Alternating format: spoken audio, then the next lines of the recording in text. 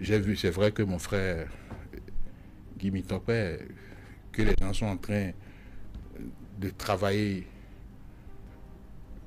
je sais pas, les gens veulent l'amener à perdre le capital sympathie qu'il a avec le peuple béninois. Parce que pourquoi c'est à lui qu'on demande de dire des choses comme ça? Vous êtes sûr que c'est une commande, c'est souvent des commandes? Il ne le fait pas obligation? Non, non, je pense que les dirigeants du Parti des démocrates ont un... c'est pas... Ils l'instrumentalisent, c'est ça? Ils l'instrumentalisent pas. Ils ont un plan négatif contre lui.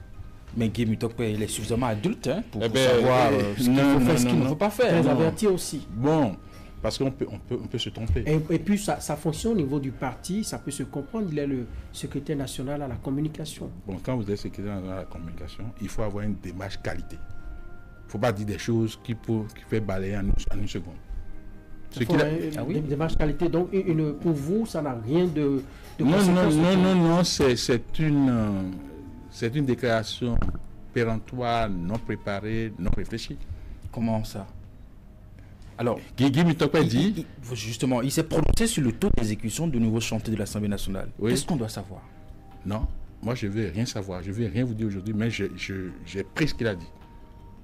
Il a dit qu'en octobre 2023, qu'on a eu à présenter le taux d'exécution physique du chantier de construction de l'Assemblée nationale. On avait dit que ce serait 70%.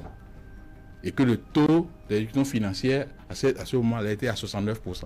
Oui. Et qu'il est surpris que, en mai 2025, que ce taux, le taux d'exécution physique, soit passé à 64% et le taux d'exécution financière à 46%. Donc pour lui, un taux ne peut pas quitter 70 pour venir à 64. Il a tort. C'est vrai que quand on dit ça, comment on appelle au commun des mortels, c'est bien à entendre. C'est-à-dire l'incohérence est perceptible. Mais quand on est un parti politique... Donc, il n'a pas tort. Quand on est un parti politique, et on aspire à gouverner, il faut avoir des spécialistes maison. Et que lorsque vous faites des constats, vous mettez ça, vous envoyez ça à ces spécialistes-là pour qu'ils vous donnent un avis. Je pense que ce qu'il a dit, théoriquement, n'est pas de l'ordre de l'impossible. Vous êtes Eric. Vous avez appelé un ouvrier, un maçon, je suppose. Et à un moment donné, vous n'avez le moyen seulement de construire une chambre à coucher, un salon. D'accord? Et vous lui confiez cette construction-là. Et il commence. Un mois après, il vous fait le point pour dire que vraiment, il est à 50% d'exécution. Pendant ce temps, vous êtes à Canal 3 et puis bon, votre direction vous donne une prime inattendue. Et vous dites, ah non, moi je ne suis plus satisfait d'une chambre à coucher, un salon. Je veux en construire 2. Donc vous augmentez la quantité de travaux à exécuter. Si celui qui vous a dit la veille qu'il est à 50% d'exécution physique des travaux parce que vous lui avez confié seulement une chambre à coucher, un salon, une semaine après lui avoir confié le complément, s'il vous fait un taux d'exécution, vous allez voir que ce taux sera inférieur et comment on appelle au premier taux. C'est ça, parce que en temps, on a augmenté la quantité des travaux. Donc si moi j'avais été à la place de mon frère, parce que j'ai beaucoup de mal pour lui, parce que les gens sont en train de travailler pour qu'il soit discrédité dans l'opinion, ce n'est pas bien. J'aurais pu dire, mais qu'est-ce qui s'est passé en temps? Et s'il n'y a pas eu de changement quelque part? Mais il n'a pas dit ça. Il trouve un scandale. Qu'est-ce qui vous rend aussi sûr qu'il n'a pas mené cette démarche-là? En tout cas, vous savez, je ne veux pas jeter trop de lauriers au ministère du cadre de vie et des transports, mais c'est des gens de rigueur qui travaillent là. Ils peuvent se tromper aussi par moment. Non. L'erreur est humaine. Une erreur aussi grossière ne peut pas émaner du ministère du cadre de vie, aussi grossière. Si une explication n'est pas possible, je ne sais pas encore parce que je n'ai pas fait d'investigation. Vous avez promis d'aller le faire. Votre position vous permet l'instant d'après d'avoir les explications. Oui, mais ce n'est pas Guy Mitokwe qui va me dicter. Accélérer votre agenda. Non, pas du tout. Pas du tout. Donc vous allez prendre tout votre temps. Tout mon temps, mais déjà, sans demander quoi que ce soit, à qui que ce soit, je sais que les gens doivent avoir des justifications. Et que le taux qui a été donné en octobre 2023 a été donné sur la base d'une masse de travaux qui doit être nécessairement différente de la masse de travaux de mai 2025 sur la base de laquelle le nouveau taux a été donné. Le mercredi prochain, on saura tout ça. D'abord, je vais les inviter officiellement parce qu'ils demandaient un audit. Il faut croiser des vous mentez. Non, on ne dit pas des choses comme ça. Quand on n'est pas sûr, on n'est pas péremptoire. Vous mentez, nous vaincrons. Ils vont vaincre quoi? Donc, franchement, mercredi, en tout cas, je vais les saisir, pas écrit, pour les inviter à venir visiter le chantier avec moi, à venir commencer l'audit avec moi. Parce que nous irons sur le terrain. Nous allons poser des questions. Les gens vont nous présenter le projet et nous justifier pourquoi on est passé de 70% à 64% en ce qui concerne le taux d'exécution physique et de 69% à 46% en ce qui concerne le taux d'exécution. Alors, si vous pensez que la démarche n'a pas été de qualité, est-ce que, Jacques Ayadi, vous avez l'impression qu'il y a une volonté de nuit, de noirci, de peindre en noir ce qui est en train d'être fait par le gouvernement? D'abord, si c'était une démarche de bonne foi, parce que moi, ça peut être de bonne foi, il peut d'abord chercher à comprendre. D'abord, celui dont il est question, je dis que c'est un frère à moi. Il sait que je suis dans le système. Pour ne pas se tromper, il peut me dire, ah, telle personne, il y a telle situation, bon, comment? Et si je commence par le tourner en rond, il peut tirer ses conclusions. Il n'a rien fait de tout ça. Et il trouve le scandale, il trouve que c'est un crime important qui est en train d'être révéler des trucs comme ça. Je pense que c'est un mensonge qui cache des crimes politiques et qui cache des milliards, beaucoup de milliards, a-t-il dit. C'est pas bien. C'est pas bien.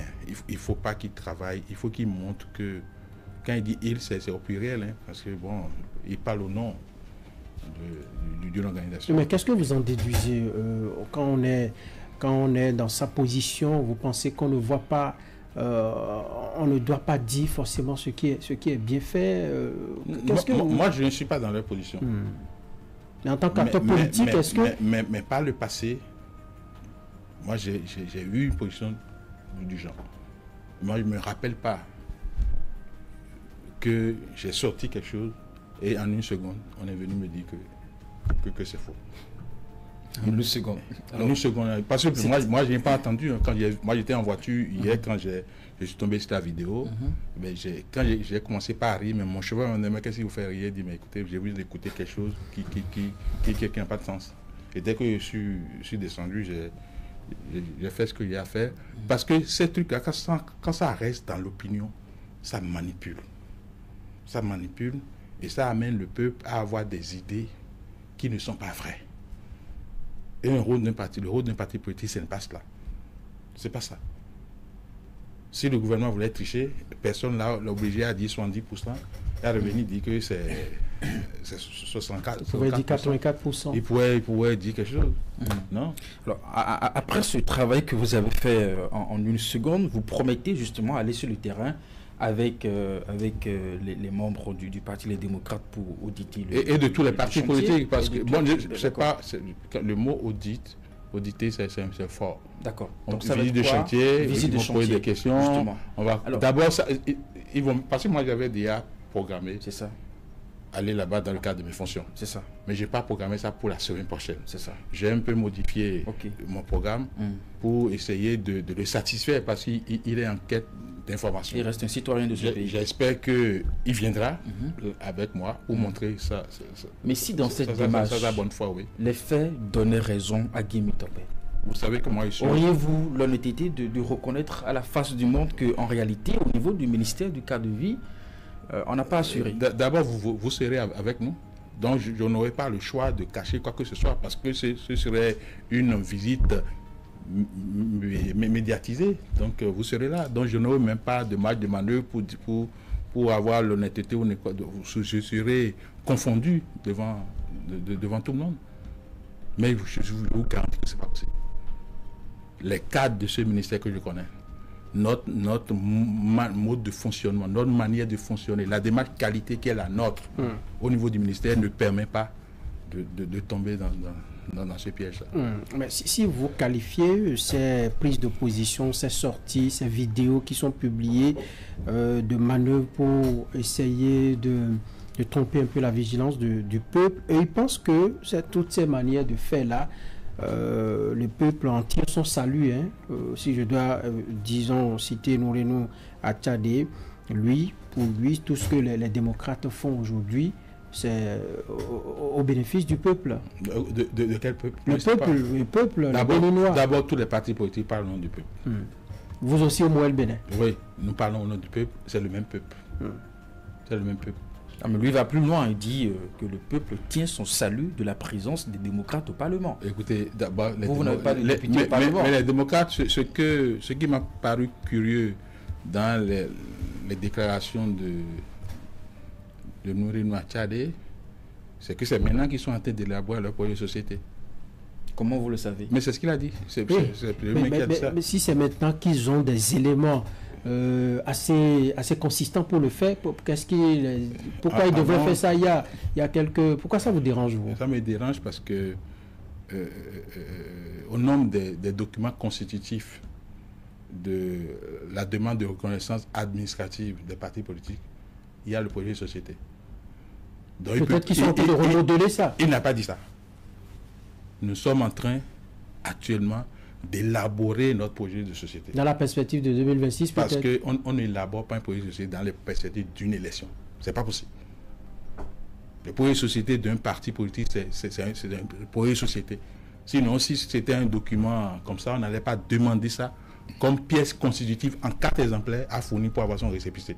Donc je me pose des questions sérieusement pour savoir comment ils ont pu obtenir leur récépissé, si c'est maintenant qu'ils sont en train d'avoir... Il faut aller encore... vous avez dit tout à l'heure qu'il n'y a pas un principe particulier pour avoir son récépissé. Mais c'est le monsieur même qui a dit que un document censé avoir été remis au ministère de l'Intérieur depuis après leur congrès constitutif, que c'est maintenant qu'il est en train d'élaborer ce document. C'est pas moi qui ai dit ça.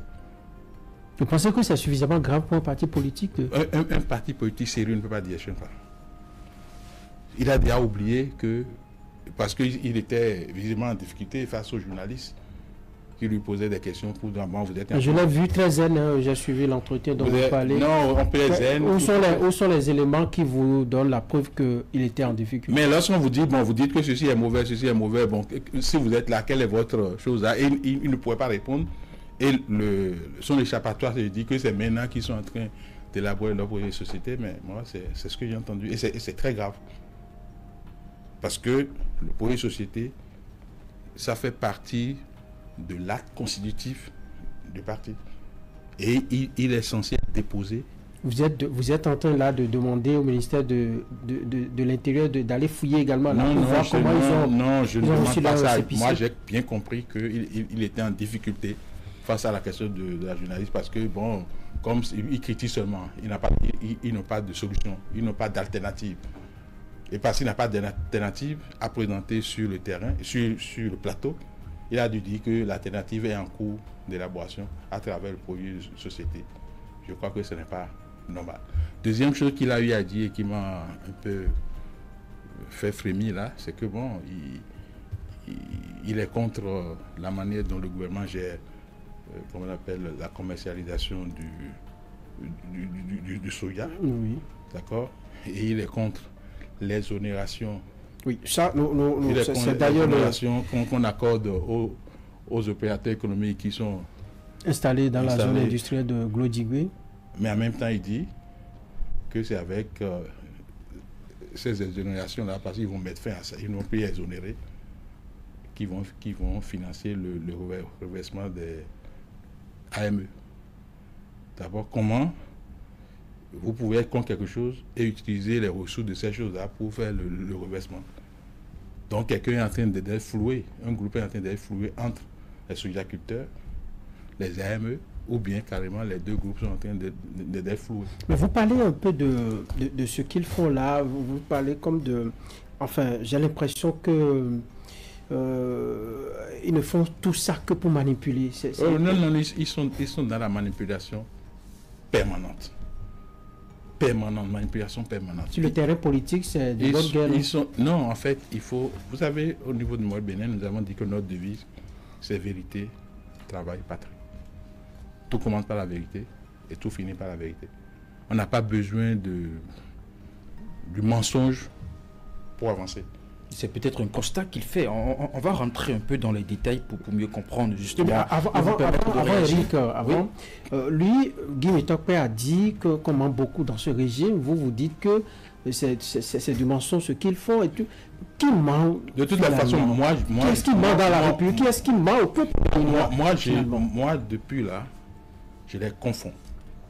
D'accord? Sur quel mais je les ai confondus sur le pont de Romain, je les ai confondus sur Semen Porte Nouveau, etc.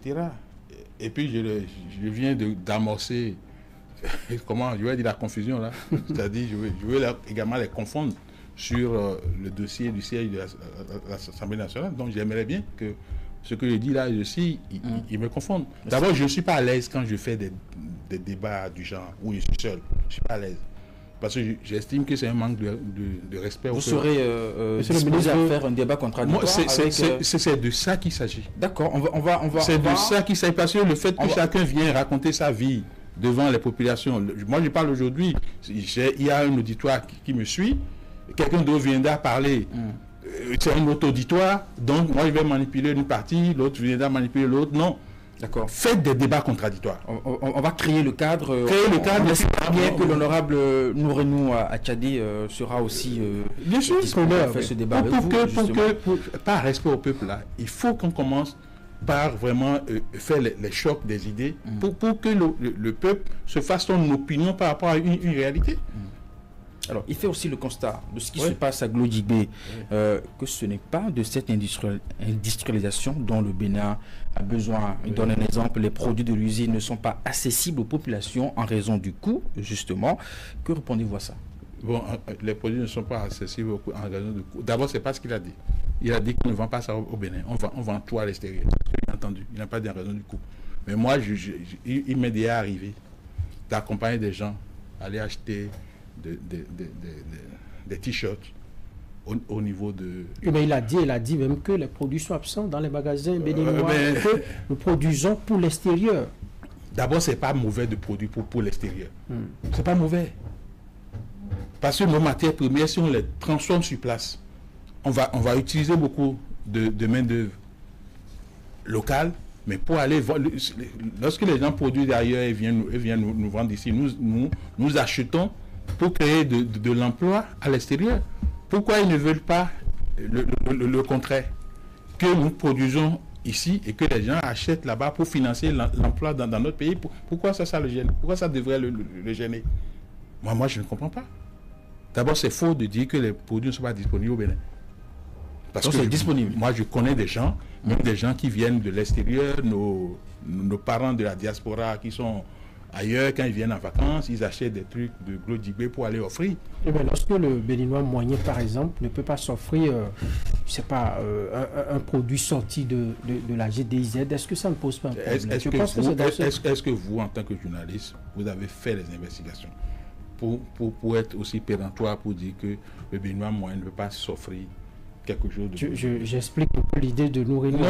Non, c'est vous là, c'est vous qui ouvrait un boulevard aux hommes politiques. Ne vous en prenez pas, nous. C'est vous qui... On veut juste comprendre. On vous donne l'occasion de l'expliquer aux téléspectateurs, aux populations. Je dis simplement que les produits qui sont faits au niveau de GDZ sont vendus aussi bien au Bénin qu'à l'étranger. Maintenant, on dit que bon, le Béninois moyen, comment définir le Béninois? Est-ce que vous pouvez nous dire les rayons dans lesquels on peut retrouver ces produits-là, par exemple? Je ne suis pas un agent commercial de ceux qui produisent à la GDZ. C'est pour notre pays, non, pour mieux confondre. Puisque vous avez la capacité de confondre. Non, c'est pas l'objectif. D'abord, c'est des choses que vous n'acceptez pas sur les plateaux. Qu'on vienne indiquer les sources d'approvisionnement, tout ça, vous dites que c'est la publicité. Je ne suis pas venu ici faire de la publicité. Alors, il a dit également que la manière dont l'industrialisation se fait, c'est une façon de chosifier, d'esclavagiser les producteurs, les acteurs du monde agricole. Est-ce que vous comprenez quelque chose à cela aussi? D'abord, j'ai beaucoup de peine à parler de ce dossier parce que c'est un dossier très délicat. Et les acteurs politiques se mettent dans une posture de dire des choses que les populations veulent entendre. Moi, je n'aime pas cette posture-là. Moi, je préfère dire la vérité aux populations, quitte à ne pas être compris aujourd'hui, mais demain, ils seraient compris. D'abord, il ne faut pas comparer deux choses incomparables. Je vais vous poser une question. C'est vrai que c'est vous qui posez la question. On ne va pas vous aider, hein? Oui, je sais que vous n'allez pas m'aider, mais si vous posez la question, demain, quand vous les aurez devant vous, vous allez leur poser la question. Quand, avant, il n'y avait que des industries d'égrenage de coton au Bénin, là, quel gouvernement a accepté que les matières premières, le coton, là, soient vendues comme on veut?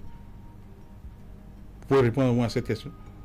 Lorsque au Bénin n'avait que les industries d'égrenage de coton, des industries qui ne peuvent vivre que de matières premières du coton, c'est-à-dire s'ils n'ont pas de coton brut, ils vont fermer. Est-ce que le Bénin avait laissé le coton? Est-ce que le gouvernement Yahi, Bouni Yahi, avait laissé le coton, les cotonculteurs libres de vendre leurs produits à Lomé, au Nigeria et ailleurs? Non. Un gouvernement responsable ne peut pas le faire.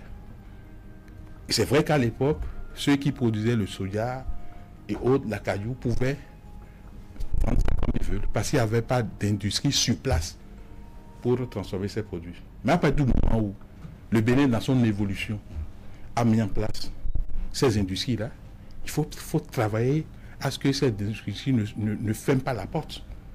Et pour qu'elles ne ferment pas la porte, il faut que les matières premières produites sur le territoire national soient conservées pour ces... Il a voulu qu'on mette un peu de bémol, par exemple, lorsque le potentiel de ces usines-là est atteint, qu'on permette aux producteurs... Non, c'est une évolution. Au départ, on dit non, on doit laisser les populations, les sojaculteurs vendre sur le marché. Ça, on se fait pas responsable. Maintenant, on dit que oui, la tonne, ou bien le kilo est à 350 au Bénin et à 700. C'est ça, non? Oui. À 700 et à Lomé, donc on devait laisser les populations. Les populations, lorsque vous êtes leader politique, vous êtes un parti politique de gouvernement, vous devez travailler à sensibiliser les populations. Est-ce que vous vous êtes posé un seul instant la question de savoir ceux qui viennent se poster à Lomé ou bien quelque part au Nigeria pour appeler nos personnes, nos paysans, nos producteurs, pour venir leur vendre le soja à ces prix-là? Vous me posez la question, est-ce qu'au Togo, on transforme ça? On ne transforme pas ça. Donc c'est ceux qui profitaient de nos matières premières contre nous-mêmes qui sont venus là pour tuer les industries que nous avons ici. Parce qu'ils savent que si ils font ce qu'on appelle le dumping, c'est-à-dire on sait que le coût normal du soja, c'est peut-être 350, 400 et autres, mais je dis moi ils vendent ça à 800.